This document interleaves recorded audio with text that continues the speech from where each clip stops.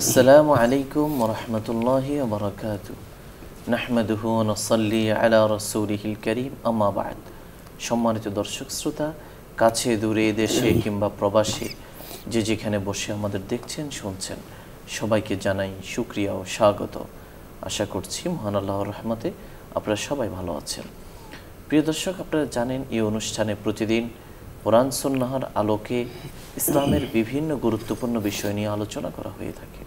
আলোচনা করেন দেশের বিভিন্ন স্থান থেকে আগত অতিথিবৃন্দ, ইসলামিক স্কলারগণ। আজও আমরা আমন্ত্রণ জানিয়েছি দেশের একজন বিশিষ্ট ইসলামী চিন্তাবিদকে। আজ আমাদের সঙ্গে যোগ দিয়েছেন আফতাবনগর ঢাকার মারকাজুল বুহুস আল ইসলামিয়ার সম্মানিত মুহাদ্দিস মুফতি ইব্রাহিম সুলতান। আসসালামু আলাইকুম ওয়া রাহমাতুল্লাহি ওয়া বারাকাতুহু। ওয়া আলাইকুম আসসালাম ওয়া রাহমাতুল্লাহি ওয়া বারাকাতুহু।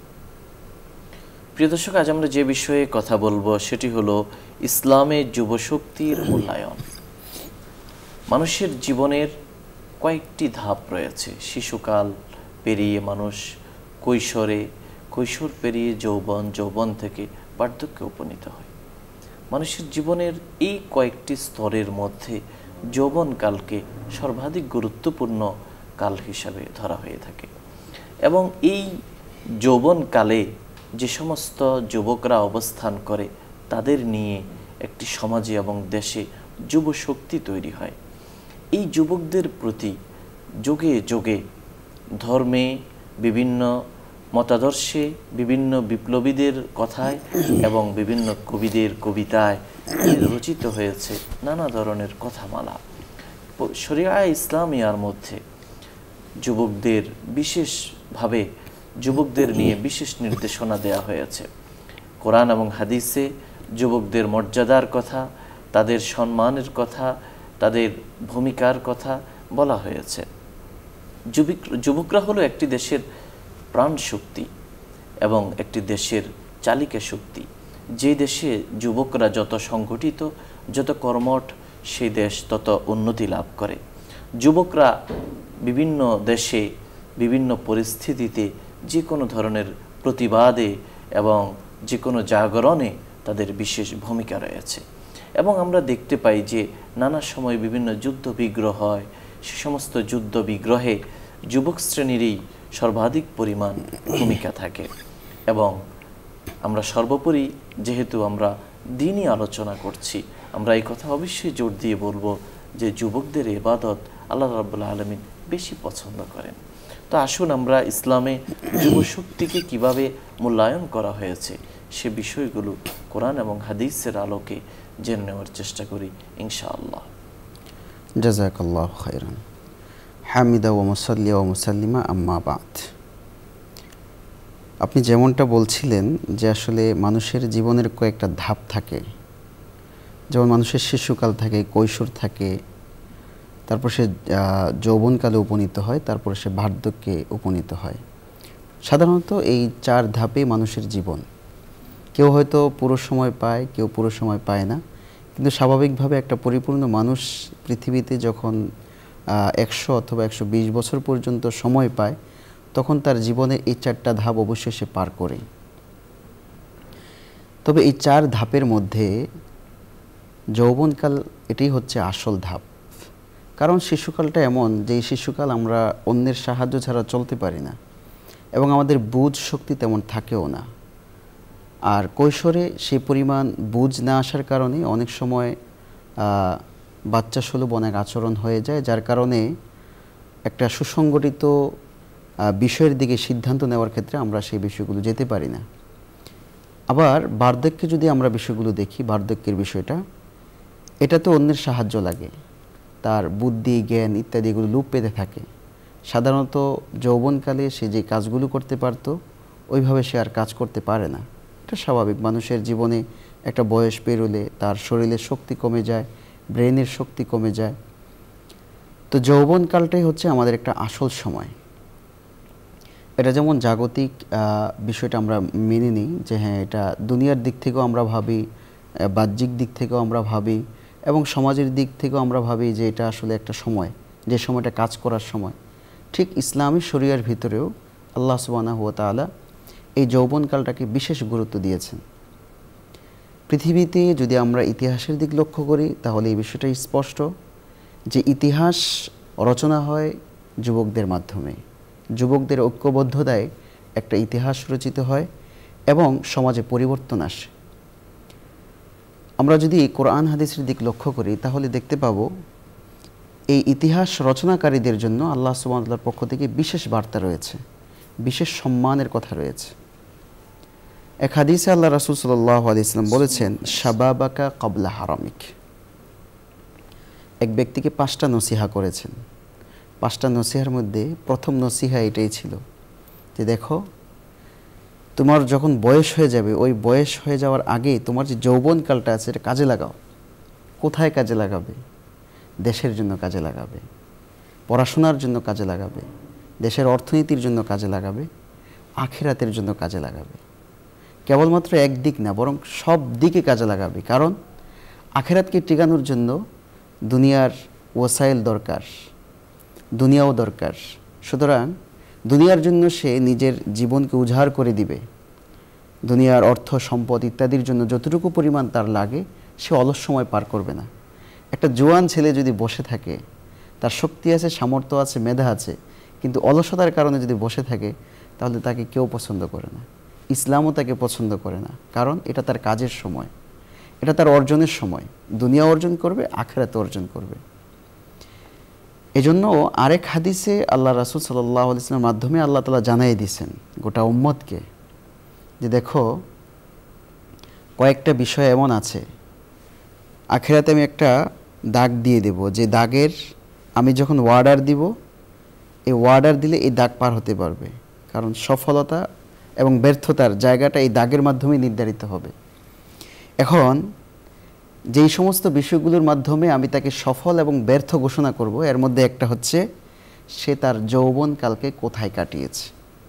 সামগ্রিকভাবে তার জীবনটা, তার সম্পদ কোথায় ব্যয় করেছে এগুলোর কথা আছে, কিন্তু বিশেষভাবে একটা লফজ আছে, ওয়ান শাবাবিহি ফিমা আবলাহু।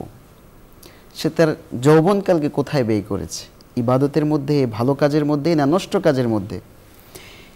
এই জন্য ইসলাম এই জায়গাতেও সতর্ক করে দিছে, কারণ এই জায়গাটা হচ্ছে খুব রিস্ক, স্পর্শকাতর এই যৌবনকালটা। কারণ এই সময় একটা যুবক, একটা মানুষ সে পরিণত হয়, সে তার বোধ শক্তি বাড়ে এবং সে ভালো হয়। আবার এই সময়টাতে সে নষ্টও হয়। কারণ এই সময় যারা নষ্ট হয়ে যায় তাদের জীবনে আর কোনো সফলতা দেখতে পায় না। এই সময়টার ভিতরে মানুষ মাদকে জড়ায়, এই সময়টার ভিতরে মানুষ অন্যায় কাজে জড়ায়, এই সময়টার ভিতরে মানুষ খুন করতে শিখে, এই সময়টার ভিতরে মানুষ দুর্নীতি করতে শিখে। এই যে অপরাধ প্রবণতা তার ভিতরে চলে আসে এই যৌবনকালে, কারণ সে বুঝে এই জায়গাতে আমার কাজ করলে কি করা যাবে। এই জন্য আল্লাহ রাসূল সাল্লাল্লাহু আলাইহি ওয়াসাল্লাম সতর্ক করে দিয়েছেন, কিয়ামতের ময়দানে তুমি যদি বাঁচতে চাও তাহলে যৌবনকালকে কাজে লাগাতে হবে। যৌবনকালের মাধ্যমে তোমার সফলতার ঘোষণা দেওয়া হবে।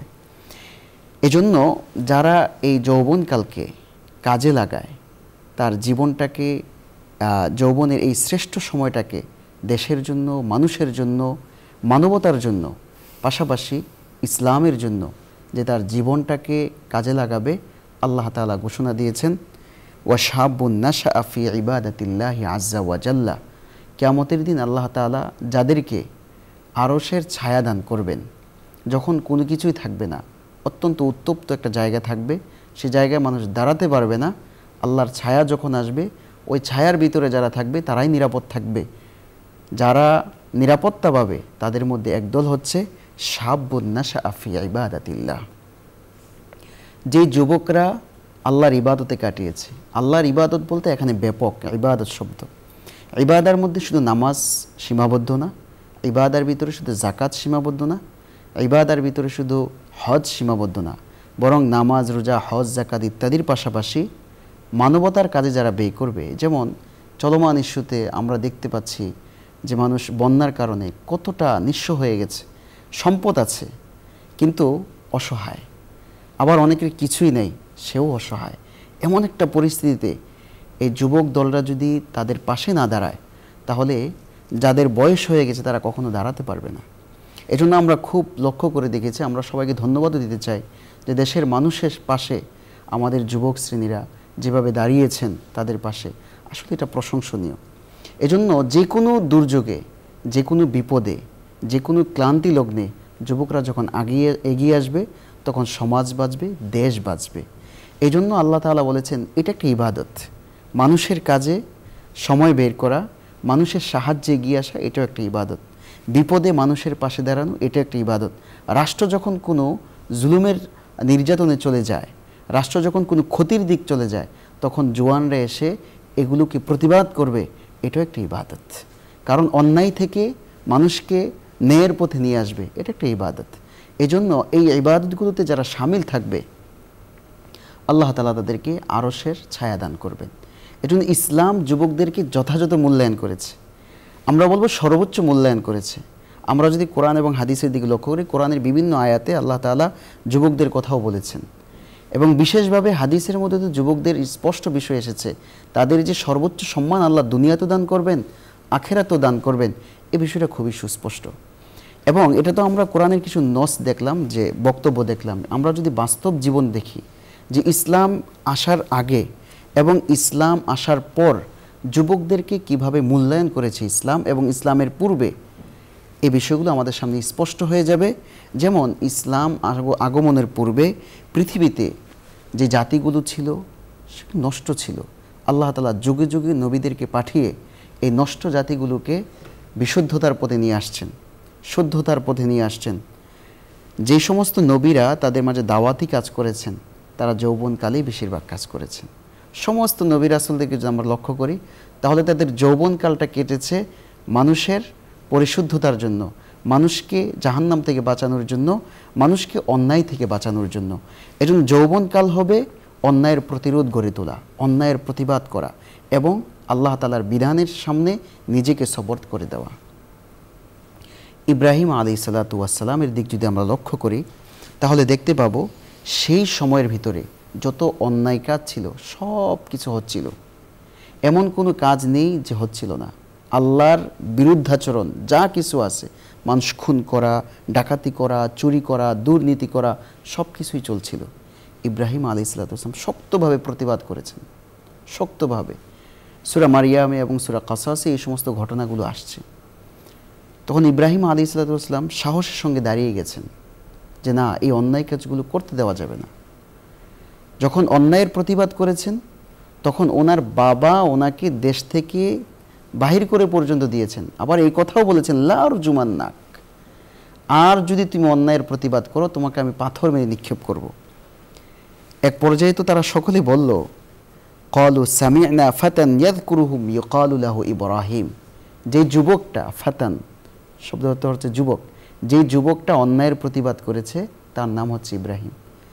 তো একজন নবী তিনি জোয়ান অবস্থায়, যুবক অবস্থায় অন্যায়ের প্রতিবাদ করেছেন, এটা আমাদের জন্য একটা বড় শিক্ষা। ইসমাইল আলাইহিসসালাতু ওয়াসসালাম ওনার ছেলে, ওনাকে যখন আল্লাহ সুবহানাহু ওয়া তাআলা নির্দেশ দিলেন ইব্রাহিম আলাইহিসসালাতু ওয়াসসালামকে, তোমার সন্তানকে বলো আমার আইনের সামনে, আমার বিধানের সামনে নিজেকে কুরবান করে দেওয়া। ইসমাইল আলাইহিসসালাতু ওয়াসসালাম বললেন, ইয়া বাতি ফাআল মা তুমার, আপনাকে যা আদেশ করছে তাই করেন। সাতাজিদুনি ইনশাআল্লাহু আমিনিন মিনাস সাবিরিন, সাতাজিদুনি ইনশাআল্লাহু মিনাস সাবিরিন। আপনি আমাকে যেইভাবে আদেশ দিয়েছে আল্লাহ তাআলা ওইভাবেই পাবে। সুতরাং আল্লাহর বিধানের সামনে জোয়ানকালে এভাবে নিজেকে সপর্দ করে দেয়, এটা বড় কুরবানির বিষয়। এমনিভাবে মূসা আলাইহিসসালাতু ওয়াসসালামের দিকে লক্ষ্য করি, উনি যখন ফেরাউনের ঘরেই লালিত পালিত হলেন, জোয়ান বয়সে উনি বের হয়ে গেছেন, বের হয়ে দাওয়াতি কাজ শুরু করে দিয়েছেন, অন্যায়ের প্রতিবাদ করেছেন, সমাজ সংস্কারের কাজে লেগে গেছেন। রাষ্ট্র কিভাবে সুন্দর হয়, রাষ্ট্র থেকে কিভাবে অন্যায় দূর হয়ে যায়, ন্যায় প্রতিষ্ঠা হয়, তিনি কাজ করা শুরু করে দিয়েছেন। এই কাজ শুরু করার ফলে ওনাকে দেশান্তর পর্যন্ত করেছে। আবার তিনি দেশে আসছেন, দেশ সংস্কারের কাজে উনি জোয়ান অবস্থায়, যুবক অবস্থায় বহু কাজ করেছেন। এই কাজ করতে যে উনি লাঞ্ছনার শিকার হয়েছেন, ঠিক ওই মুহূর্তে আল্লাহ তাআলা ওনাকে জ্ঞান, হিকমত সব কিছু দান করেছেন। এজন্য মূসা আলাইহিসসালাতু ওয়াসসালামের ব্যাপারে এসেছে, ওয়ালাম্মা বালাগা আশুদ্দাহু ওয়াস্তাওয়া আতাইনাহু হুকমা ওয়া ইলমা ওয়া কাযালিকা নাজজিল মুহসিনিন। আল্লাহ সুবহানাহু ওয়া তাআলা ওনার পরিণত বয়সের মধ্যে যুবক অবস্থায় ওনাকে ইলম এবং হিকমত দ্বারা ভরপুর করে দিয়েছেন। উনি জোয়ান অবস্থায় দেশ সংস্কারের কাজ করেছেন। আমরা যদি ইউসুফ আলাইহিসসালাতু ওয়াসসালামের দিক লক্ষ্য করি, ইউসুফ আলাইহিসসালাতু ওয়াসসালাম উনি এই যুবক বয়সে অন্যায় থেকে বেঁচে থাকার জন্য দৌড় দিয়েছেন। ওনাকে অন্যায় কাজে প্ররোচনার জন্য, উনি যেহেতু অনেক অত্যাধিক সুন্দর ছিলেন, তার পিছনে অনেকে লেগেছিল। এক নারী তার পিছনে খুব লেগেছিল। ওই নারী ওনাকে অন্যায় কাজে লিপ্ত করার জন্য প্রচুরভাবে চেষ্টা করেছে, দরজা বন্ধ করেছে, কিন্তু তিনি অন্যায় কাজে লিপ্ত হননি, অন্যায় কাজে জড়াননি, বরং এই অন্যায় কাজ থেকে বেঁচে থাকার জন্য তিনি দৌড় পর্যন্ত দিয়েছেন। আল্লাহ তাআলা তার দৌড়কে সফল করেছেন, তিনি বেঁচে গেছেন। এই যে আমাদের এই জোয়ানকালে অনেক ধরনের অন্যায় অপরাধের প্রবণতা আমাদের সামনে দেখা দিবে। এই যে আমরা মোবাইল ব্যবহার করি বা অনলাইনগুলো ঘাটাঘাটি করি, এই সময়ের ভিতরে আমাদের এই জোয়ান অবস্থায়, যুবক অবস্থায় আমাদের সামনে অনেক খারাপ দিক চলে আসে। ঠিক ওই মুহূর্তে নিজেকে নিয়ন্ত্রণ করতে হবে।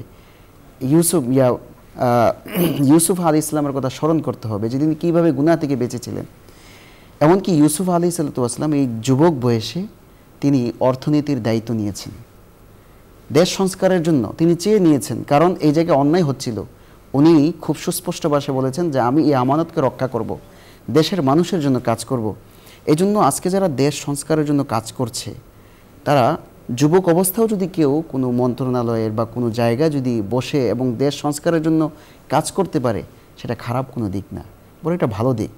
যারা অন্যায়ভাবে সব কিছু দখল করে নিচ্ছে, আর বিপরীত যদি কোনো যুবক আল্লাহর উপর বিশ্বাস রেখে ন্যায়ের পথে থাকে, মানুষের কল্যাণের জন্য কাজ করে, এটা প্রশংসনীয় দিক। এমনিভাবে আমরা ইয়াহইয়া আলাইহিসসালাতু ওয়াসসালামের দিক লক্ষ্য করি। ইয়াহইয়া আলাইহিসসালাতু ওয়াসসালাম সমাজের জন্য কি কাজ করেছেন? সূরা মারিয়ামের 2য় পৃষ্ঠাতে আল্লাহ সুবহানাহু ওয়া তাআলা খুব সুস্পষ্ট ভাষায় ঘোষণা দিয়েছেন, ইয়া ইয়াহইয়া খুদিল কিতাবা বিকুওয়া, কোরআনকে আঁকড়ে ধরো, সমাজের মানুষের জন্য কাজ করো।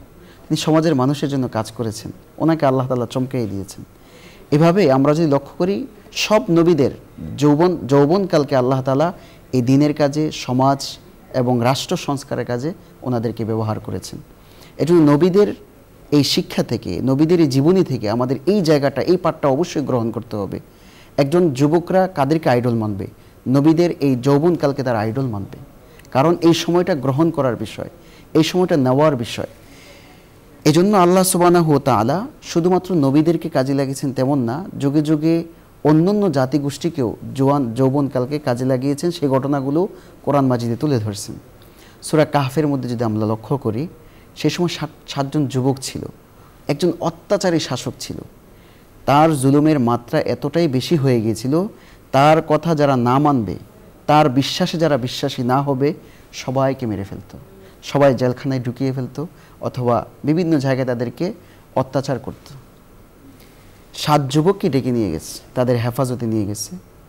বাদশাহ বলছে, একদিন সময়, এই একদিন সময়ের ভিতরে তোমাদের সিদ্ধান্ত যদি পরিবর্তন না করো, অর্থাৎ আমার ওপর যদি ঈমান না আনো, তোমার পরিবারকে আটকাবো, তোমাদেরকে আটকাবো, আমরা বাধ্য করব আমাদের উপর বিশ্বাস নিয়ে আসার জন্য, আমাদের আইন মানার জন্য। 7 যুবক বাড়িতে এসে পরিকল্পনা করেছে, আমরা কোনোভাবেই অন্যায় কাজে লিপ্ত হব না, অন্যায় কাজে জড়াবো না। আল্লাহ তাআলা তাদেরকে রাস্তা খুলে দিয়েছেন। তারা চেষ্টা করেছে, এই যৌবনকালকে তারা কাজে লাগিয়েছেন। একজন অত্যাচারী শাসকের সামনে যখন 7 যুবক দাঁড়িয়ে গেছে, এই দেশ একটা সময় আবার ইমানের ছায়া তলে এসেছে, ন্যায়ের ছায়া তলে এসেছে, এই দেশ সংস্কার হয়েছে।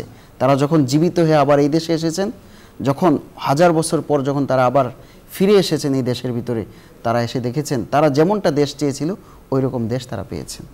এই জন্য 309 বছর তারা ঘুমিয়েছিলেন।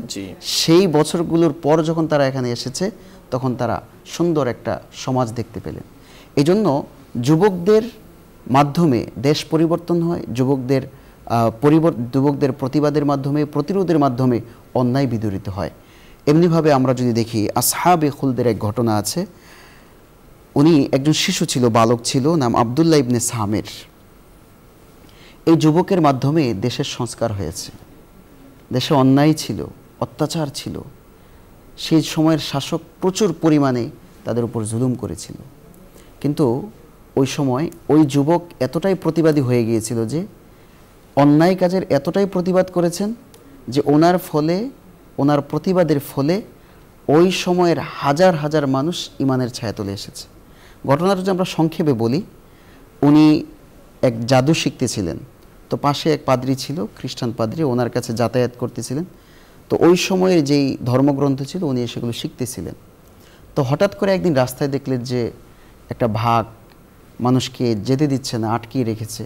তখন তিনি বললেন, যদি জাদু সত্য হয় অথবা যেটা সত্য হবে, আল্লাহ তাআলার কাছে দোয়া করে বলছেন যে যদি এটা হয় তাহলে আমি একটা নিক্ষেপ করতেছি, একে দূর করে দেন। তো আল্লাহর নামে যখন সেটা নিক্ষেপ করলেন তখন দেখলেন যে এটা দূর হয়ে গেছে। তার বিশ্বাস হয়ে গেল যে না, আল্লাহ এক, তিনি ঈমান নিয়ে আসছেন।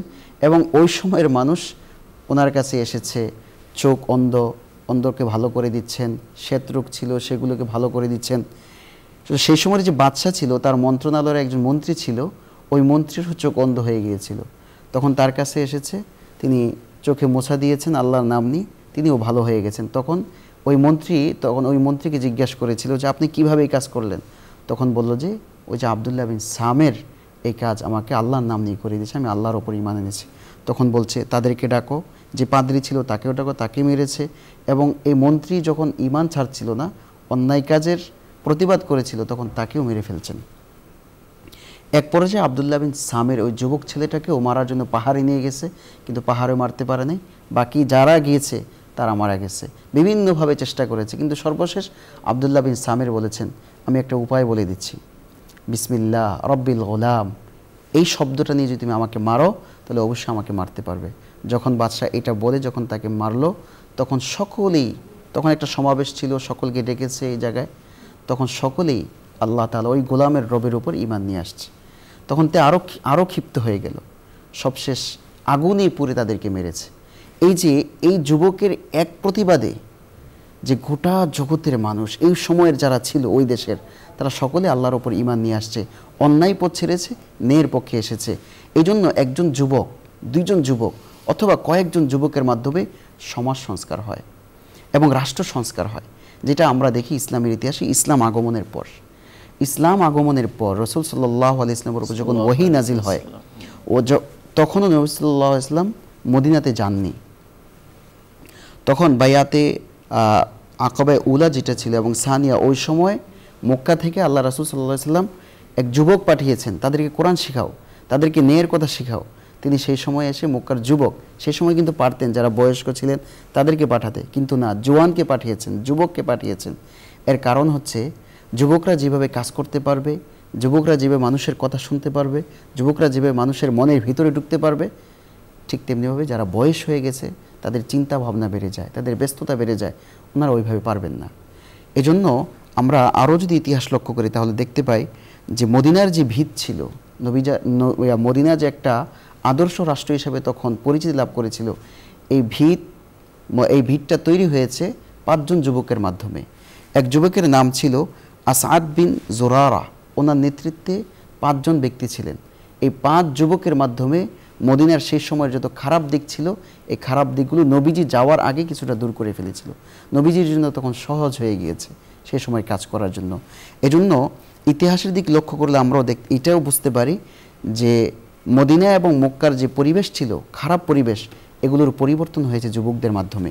বদর যুদ্ধ যদি আমরা বলি, উহুদ যুদ্ধে যদি আমরা বলি, যারা এগিয়েছিল তাদের মধ্যে যুবকরাই বেশি। এবং কি উসামা রাদিয়াল্লাহু তাআলা আনহু, উনি যখন যুবক ছিলেন, উনি উহুদ যুদ্ধে যাওয়ার জন্য আসছেন, ওনার বয়স ছিল 14 বছর। নবী সাল্লাল্লাহু আলাইহি ওয়াসাল্লাম বলেছেন, না, তোমার এখনো সময় হয়নি। তিনি কষ্টে চলে গেছেন। তারপর খন্দকের যুদ্ধে এসেছেন, তখনও উনি এতটা বয়স হয়নি, তিনি আঙ্গুল দিয়ে ওচা হয়ে দাঁড়িয়ে আছেন যাতে একটু বড় দেখা যায়। নবীজি তার আগ্রহ দেখে ওনাকে খন্দক যুদ্ধে অংশগ্রহণের জন্য অনুমতি দিয়েছেন, তিনি সেখানে ভালো ভূমিকা রেখেছেন। এই যুবকের মাধ্যমে, ওসামা রাদিয়াল্লাহু তাআলা আনহুর মাধ্যমে 20 হিজরিতে আবু বকর, ওসমান, ওনারা কত বড় বড় সাহাবা ছিলেন, ইসলামের ইসলামের প্রথম এবং তৃতীয় খলিফা, ওনাদেরকে মামুর বানিয়ে, অর্থাৎ তাদের নেতৃত্বে ওসামা রাদিয়াল্লাহু তাআলা আনহুকে সেনাপতি বানিয়ে ওনাদেরকে ওনার নেতৃত্বে জিহাদে পাঠিয়েছেন। এই ছিল ওসামা রাদিয়াল্লাহু তাআলা আনহুর বয়স ছিল অল্প বয়স, 20 বছর বয়স। ওই বয়সে এই যৌবনকালটাকে সেজন্য ভালোভাবে কাজে লাগাতে পারে রাসূল সাল্লাল্লাহু আলাইহি ওয়াসাল্লাম বিশেষ গুরুত্ব দিয়েছেন। এজন্য এই যৌবনকাল থেকে আমরা বড় শিক্ষা পাই যে এই সময় দেশ সংস্কার করা যায়, এই সময় সমাজ সংস্কার করা যায়। আমরা যদি আরও লক্ষ্য করি, মুআজ ইবনে জাবাল রাদিয়াল্লাহু তাআলা আনহু, মুআজ ইবনে জাবাল রাদিয়াল্লাহু তাআলা আনহু ইলমের দিক থেকে অনেক বড় ব্যক্তি ছিলেন। ওনার হিকমত ছিল ভালো এবং উনি অনেক কাজ করতে পারতেন। মুআজ ইবনে জাবালকে অল্প বয়সে উনি ইয়ামানে পাঠিয়েছেন। সেই সময়ের যত অন্ধকার ছিল ইয়ামানের ভিতরে, যত অন্যায় ছিল, অরাজকতা ছিল, এগুলো দূর করার জন্য মুআজ ইবনে জাবালকে একাই যথেষ্ট হিসেবে পাঠিয়ে দিয়েছেন। কেন? উনি একাই 10 জনের কাজ করতে পারবেন, কারণ ওনার শক্তি আছে, সামর্থ্য আছে। এজন্য ইসলাম আসার পরেও যুবকদেরকে মূল্যায়ন করেছে। নবী সাল্লাল্লাহু আলাইহি ওয়াসাল্লাম মদিনার রাষ্ট্র সংস্কারের ক্ষেত্রে যুবকদের কাজে লাগিয়েছেন। মদিনার বাহিরে যে সমস্ত রাষ্ট্রগুলো ছিল, ওই সমস্ত রাষ্ট্রগুলো সংস্কারের ক্ষেত্রেও নবী সাল্লাল্লাহু আলাইহি ওয়াসাল্লাম যুবকদেরকে কাজে লাগিয়েছেন। ইসলামের যুদ্ধ বলি, ইসলামের দেশ সংস্কার বলি, সমাজ সংস্কারের ক্ষেত্রে বলি, পড়াশোনার ক্ষেত্রে বলি, সব ক্ষেত্রে রাসূল সাল্লাল্লাহু আলাইহি ওয়াসাল্লাম আমরা যদি আপনি শিক্ষার কথা যেমনটা বলছিলেন যে শিক্ষার ক্ষেত্রে এই ইসলামী যে যুবক যারা বিশেষ অবদান রেখেছেন, আমরা যদি 2-1 জনের বিষয়ে আপনার কাছ থেকে জানবো। যে ইসলামের মধ্যে বিশেষভাবে পড়াশোনার ক্ষেত্রে যারা বিশেষ ভূমিকা রেখেছেন তার মধ্যে হাদিস চর্চায়, যে হাদিস চর্চা, যেমন মুআজ ইবনে জাবাল রাদিয়াল্লাহু তাআলা আনহু, তিনি বিশেষভাবে ইলমের ক্ষেত্রে, শিক্ষার ক্ষেত্রে উনি বিশেষ ভূমিকা রেখেছেন। আবু হুরায়রা রাদিয়াল্লাহু তাআলা আনহু, তিনি তো তার জীবনটাকে উজাড় করে দিয়েছেন, ওনার যৌবনকাল সবকিছু উজাড় করে দিয়েছেন শুধু শিক্ষার জন্য। উনি রাসূল সাল্লাল্লাহু আলাইহি ওয়াসাল্লামের সঙ্গই ছাড়েননি। মদিনা থেকে এমনকি আসহাবে সুফার যে জায়গাটা ছিল, সেই জায়গা থেকেও তিনি কোথাও যাননি। তাফসীর শাস্ত্রে ইবনে আব্বাস রাদিয়াল্লাহু তাআলা আনহু, উনিও ব্যাপক খেদমত করেছেন। আজকে আমরা যারা তাফসীর পড়ি এবং তাফসীর দেখি, তাফসীর গ্রহণ করি, এগুলোর বেশিরভাগই হচ্ছে ইবনে আব্বাস রাদিয়াল্লাহু তাআলা আনহু থেকে বর্ণিত। এজন্য শিক্ষার ক্ষেত্রে মুজাহিদ রহমতুল্লাহ আলাইহি তাবি, ওনার থেকেও তাফসীরের ক্ষেত্রে আমরা বিশাল ভূমিকা পাই। এজন্য ইসলামী শিক্ষার ক্ষেত্রে, রাষ্ট্র সংস্কারের ক্ষেত্রে, সমাজ সংস্কারের ক্ষেত্রে যুবকদের ব্যাপক অংশগ্রহণ ছিল। এখানে আমরা আপনার কাছ থেকে কয়েকটি বিষয় জানবো। প্রথমত যে আপনি যেমনটা বলছিলেন যে সব দিকেই দেখা যাচ্ছে যে ইসলামে যুবকদের বা যুবক শ্রেণীর একটি মূল্যায়ন বা তাদের ভূমিকার কথা, তাহলে কি এটা আমরা এই পুরো আলোচনা থেকে এই উপসংহারে পৌঁছতে পারি যে একটি রাষ্ট্রকে গঠন করার ক্ষেত্রে সব সেক্টরেই কিছু না কিছু যুবক এবং তরুণদের এগিয়ে আসা উচিত? যে অবশ্যই এক্ষেত্রে যুবকরা এগিয়ে আসবে এবং সেখানে অংশগ্রহণ করবে, পাশাপাশি এবং এটা যেন পরিকল্পিতভাবে হয়। অবশ্যই পরিকল্পিতভাবে এবং সুস্থতার সঙ্গে, যেন কোনো ধরনের অসুস্থ মন মানসিকতা নিয়ে যেন সেখানে কাজ না করে। কারণ যদি অসুস্থ মন মানসিকতা নিয়ে কাজ করে তাহলে সেটা আবার ধ্বংস হয়ে যাবে। এক্ষেত্রে একটা প্রশ্ন থাকতেই পারে, যেহেতু যুবকদেরকে ইসলাম এত মূল্যায়ন করেছে, তাহলে যারা বয়স হয়ে গেছে তাদের মূল্যায়ন না? অবশ্যই না, এই ক্ষেত্রে তাদেরকে কোনো ধরনের অবমূল্যায়ন করা হয়নি, বরং তাদেরকে যথাযথ সম্মান দেওয়া হয়েছে। তাদেরকে তো অত্যাধিক সম্মান দেওয়া হয়েছে। বাকি যুবকদের কথা বিশেষভাবে এখানে কেন আসছে? যেহেতু তাদের শক্তি, সামর্থ্য এবং জ্ঞান, গরিমা, ওই সময়ের মেধা ইত্যাদি এগুলো থাকে মজবুত এবং সতেজ থাকে, এই জন্য তাদের কথা বিশেষভাবে এসেছে। আমরা একটা ঘটনা উল্লেখ করি, ইমাম শাফি রহমতুল্লাহ আলাইহি, ইসলামে যার অবদান অনেক বেশি, উনি তখন যুবক। আহমদ ইবনে হাম্বল রহমতুল্লাহ আলাইহি, উনি হাদিস শাস্ত্রের ক্ষেত্রে অনেক বড় ইমাম, ফিকাহ শাস্ত্রের ক্ষেত্রে অনেক বড় ইমাম। শাফি রহমতুল্লাহ আলাইহির পিছনে উনি চলতেছেন। ইমাম ইবনে মাইন রহমতুল্লাহ আলাইহি, তিনিও হাদিস শাস্ত্রে অনেক বড় একজন ব্যক্তি। তিনি বলতেছেন, এই যুবকের পিছনে আপনি কেন ঘুরতেছেন? ওনার থেকে তো আরো বড় বড় কত ব্যক্তি রয়ে গেছে, ওনার পিছনে কেন ঘুরতেছেন?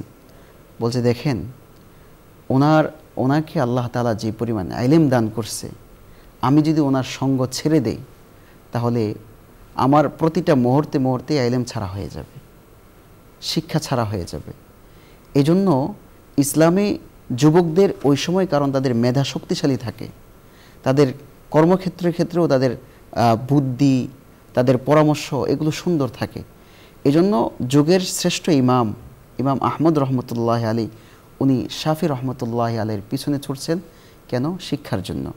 এজন্য কেউ যদি ছোটও হয় শিক্ষার ক্ষেত্রে অথবা রাষ্ট্রের ক্ষেত্রে, কোনো মন্ত্রণালয়ের ক্ষেত্রে, তার যদি মেধা থাকে, তার যদি যোগ্যতা থাকে, তাকে ছোট করে না দেখা, তাকে অবজ্ঞার দৃষ্টিতে না দেখা। বয়স ছোট হওয়ার কারণে ইসলাম কখনো তার যোগ্যতাকে ছোট করে দেখেনি।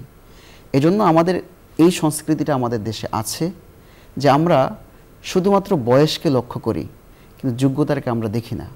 এজন্য ইসলামের কোরআন হাদিসের এবং ইসলামের ইতিহাস থেকে আমরা যে বিষয়টা বুঝি সেটা হচ্ছে, কারো যদি যোগ্যতা থাকে, এক্ষেত্রে তার যদি বয়স কমও হয়, তবে যোগ্যতাকে মূল্যায়ন করা। বয়সের দিক থেকে অবশ্যই তাকে সম্মান করতেই হবে, তবে বয়স ছোট হওয়া, তার যোগ্যতা বেশি থাকার কারণে তাকে কোনোভাবে অবজ্ঞা করা যাবে না। বরং যে কোনো সেক্টরে, যে কোনো জায়গায়, দেশ, সমাজ, রাষ্ট্র, বহির্বিশ্ব, যে কোনো জায়গায় মেধাকে মূল্যায়ন করা চাই, যুবকদেরকে মূল্যায়ন করা চাই, যারা সুস্থ সংস্কৃতি নিয়ে বেঁচে থাকবে। তবে এই সময়টাতে অবশ্যই আমাদেরকে গুনাহ থেকে বেঁচে থাকতে হবে। হ্যাঁ জি, যেমনটা আপনি বলছিলেন গুনাহ থেকে বেঁচে থাকা, এটা একটি গুরুত্বপূর্ণ বিষয় যে বর্তমান আমরা যে সময়টা পার করছি, আমাদের যুব সমাজের চারিত্রিক অধঃপতন দেখা যাচ্ছে। এক্ষেত্রে আপনি একদম অল্প কথায় আপনার সাজেশন কি? হ্যাঁ, যেহেতু এই বয়সটা হচ্ছে আমাদের একটা শ্রেষ্ঠ সময়, যৌবনকালটা, এই সময়টা আমাদের, এই কালটাকে যদি আমরা বাঁচিয়ে রাখতে চাই, সম্মানিত করতে চাই, তাহলে আমাদের জন্য জরুরি হলো যারা বিজ্ঞ ব্যক্তি আছেন, যারা সুস্থ মস্তিষ্কের ব্যক্তিত্ব আছেন, আলিম ওলামা আছেন, তাদের সোহবতে থাকা এবং যথা সময়ে, উপযুক্ত সময়ে হলেই এই বিয়ে শাদী ইত্যাদি করা, যাতে করে গুনাহ থেকে বাঁচা যায়। একটি সমাজবদ্ধ পারিবারিক জীবন বোঝার চেষ্টা করা, একাকিত্ব দূর করা, কারণ এই পরিবার থেকে বিচ্ছিন্ন না হওয়া, বরং সবার সাথে মিলেমিশে চেষ্টা করা। তবে যারা ভালো আছে তাদের সাথে বেশি বেশি চলাফেরা করা।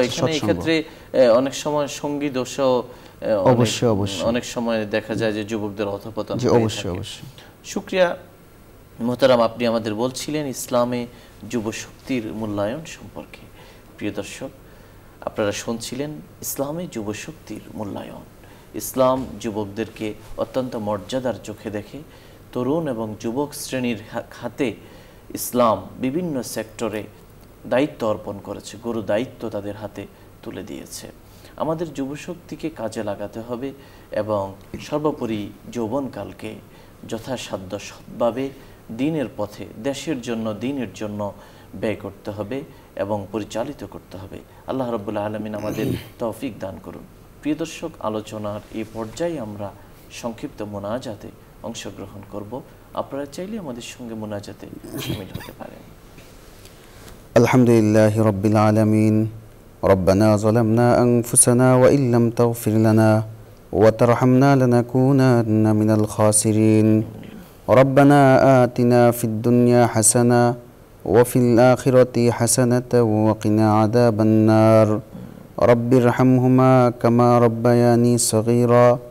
رب ارحمهما كما ربياني صغيرا. ইয়া আল্লাহ, আমাদের জীবনের সমস্ত গুনাহ মাফ করে দেন। আমিন। ইয়া আল্লাহ, আমরা যত অপরাধ করেছি সমস্ত অপরাধগুলো ক্ষমা করে দেন। ইয়া আল্লাহ, দিনে কত অপরাধ করেছি, কত গুনাহ করেছি, রাতে কত গুনাহ করেছি, কত অপরাধ করেছি, সকাল দুপুর বিকাল সর্বদাই গুনাহের মধ্যে লিপ্ত ছিলাম। আল্লাহ, ইয়া আল্লাহ, দিন রাতের অন্ধকারের আলোর সমস্ত গুনাহ আল্লাহ মাফ করে দেন। ইয়া আল্লাহ, জীবনে কবিরা গুনাহ করেছি, কবিরা গুনাহ মাফ করে দেন। ইয়া আল্লাহ, সগীরা গুনাহ করেছি, সগীরা গুনাহ মাফ করে দেন। ইয়া আল্লাহ, আমাদেরকে অপরাধমুক্ত জীবন গড়ার তৌফিক দান করে দেন। ইয়া আল্লাহ, গুনাহমুক্ত জীবন গড়ার তৌফিক দান করে দেন। এমন জীবন দান করে দেন যে জীবন ধারণে আপনার সন্তুষ্টি লাভ করতে পারি। ইয়া আল্লাহ, আপনিও আমাদের উপর সন্তুষ্টি হন, এমন জীবন গড়ার তৌফিক দান করে দেন। ইয়া আল্লাহ, নেককার লোকদের মতো জীবন গড়ার তৌফিক দান করে দেন। ইয়া আল্লাহ, সালিহিনদের মতো জীবন গড়ার তৌফিক দান করে দেন। ইয়া আল্লাহ, আমাদেরকে ছেড়ে যারা অন্ধময় কবরে শুয়ে আছে সবাইকে মাফ করে দেন। ইয়া আল্লাহ, আমাদের বাবা মাদেরকে মাফ করে দেন। ইয়া আল্লাহ, যারা অন্ধকারে শুয়ে আছে সবাইকে জান্নাতের মেহমান হিসাবে কবুল করে নেন। ইয়া আল্লাহ, আমাদের দেশের মানুষকে ভালো রাখেন।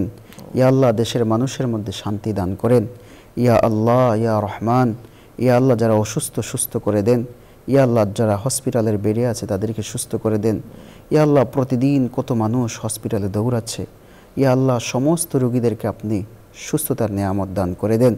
ইয়া আল্লাহ, অনেক মানুষ বাসায় শুয়ে অসুস্থতা ভোগ করতেছে। ইয়া আল্লাহ, চিকিৎসার অভাবে আছে। ইয়া আল্লাহ, তাদেরকে যথাযথ চিকিৎসার ব্যবস্থা করার তৌফিক দান করে দেন। ইয়া আল্লাহ, অনেকে ঋণগ্রস্ত আছে, ঋণ থেকে উদ্ধার হওয়ার তৌফিক দান করে দেন। ইয়া আল্লাহ সকলের কর্মক্ষেত্রের মধ্যে বরকত দান করে দেন। ইয়া আল্লাহ সকলের রিজিকের মধ্যে বরকত দান করে দেন।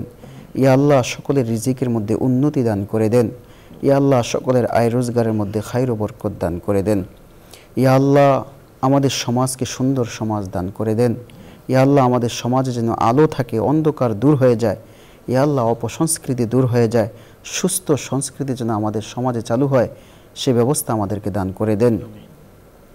ইয়া আল্লাহ ইসলামী যুবশক্তি যে মূল্যায়ন করা হয়েছে, ইয়া আল্লাহ আমাদের দেশ সহ পুরো বিশ্বের মধ্যে সে মূল্যায়নকে রক্ষা করার তৌফিক দান করে দেন। ইয়া আল্লাহ যুবশক্তিকে কাজে লাগানোর তৌফিক দান করেন। ইয়া আল্লাহ দেশ সংস্কারের ক্ষেত্রে, সমাজ সংস্কারের ক্ষেত্রে, পরিবার সংস্কারের ক্ষেত্রে যুবশক্তিকে যথাযথভাবে সকলে ব্যবহার করার তৌফিক দান করে দেন।